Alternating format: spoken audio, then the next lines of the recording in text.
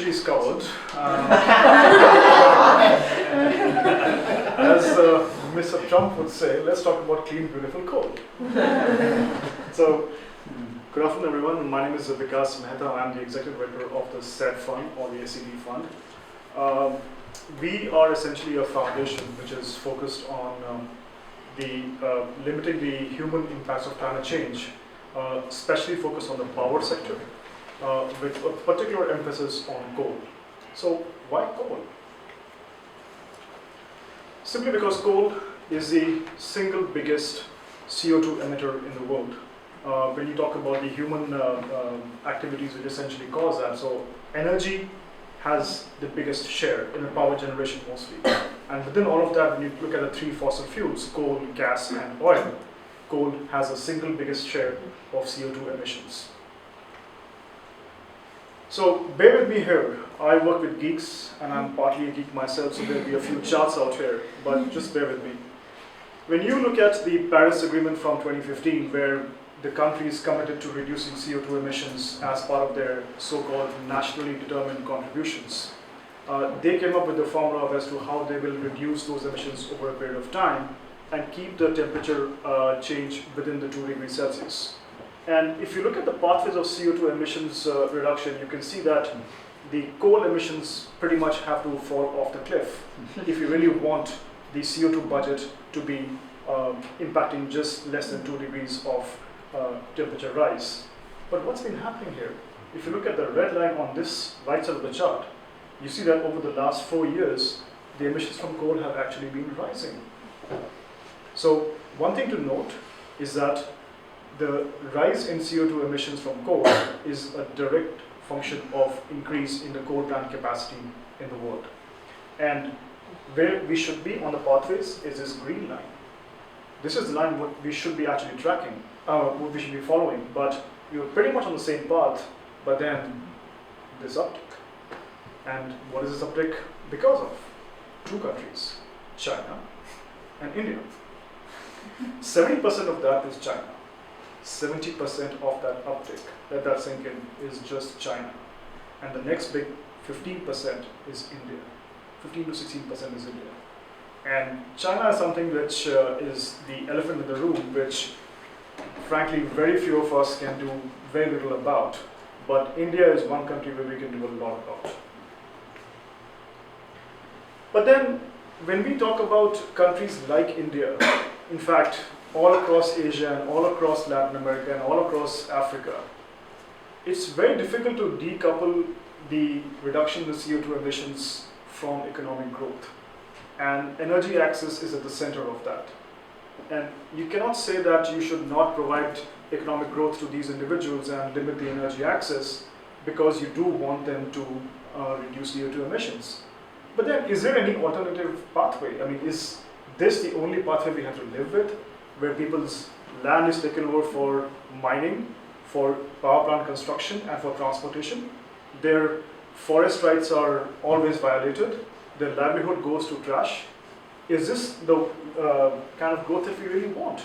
Or is it an alternative pathway, which is through clean energy?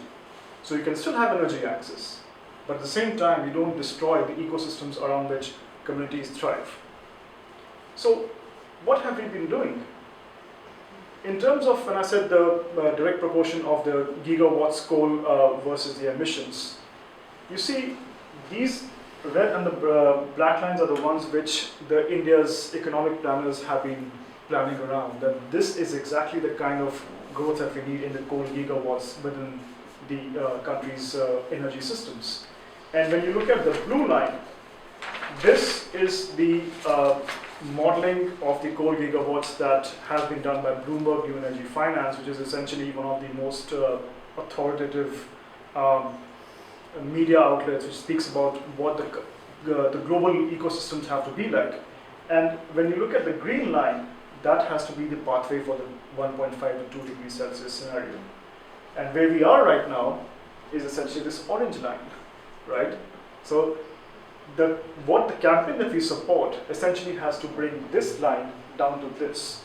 And this is just, the blue line is just the economic factor, the market systems, how the energy systems operate. if we have to run a campaign around that, this is where we need to be. So who is the SET Fund? SET Fund is essentially a foundation which pools resources from other foundations and provides convening, funding, as well as networking to the campaign groups on the ground and even think tanks to bring together an ecosystem of campaigners to essentially bring about the shift in the energy systems of India right now, and a target being South Asia in the near term. We essentially have been working with various sets of stakeholders. I'm sorry to use that word, Kevin, but there's out here. The idea being that if you look at the whole spectrum of operations, we work on the confrontation to the collaboration end. Confrontation being we working with grassroots groups, having them, giving them enough tools to do litigation. And the other end of it, we are working along with think tanks, policymakers, investment funds to bring about the shift in the overall scenario of energy systems. In terms of our grants, we have a total of 36 grantees within India, and they further give grants to about 70 plus groups. And these are our interventions, as I mentioned, grassroots groups and legal. But one of our biggest intervention has been around air pollution efforts, which initially started off as being sector agnostic, but have now been focused a lot more on the energy systems. And what's been the impact so far? When we started off in 2013, the orange one that you see was essentially the pipeline, 670 plus gigawatts.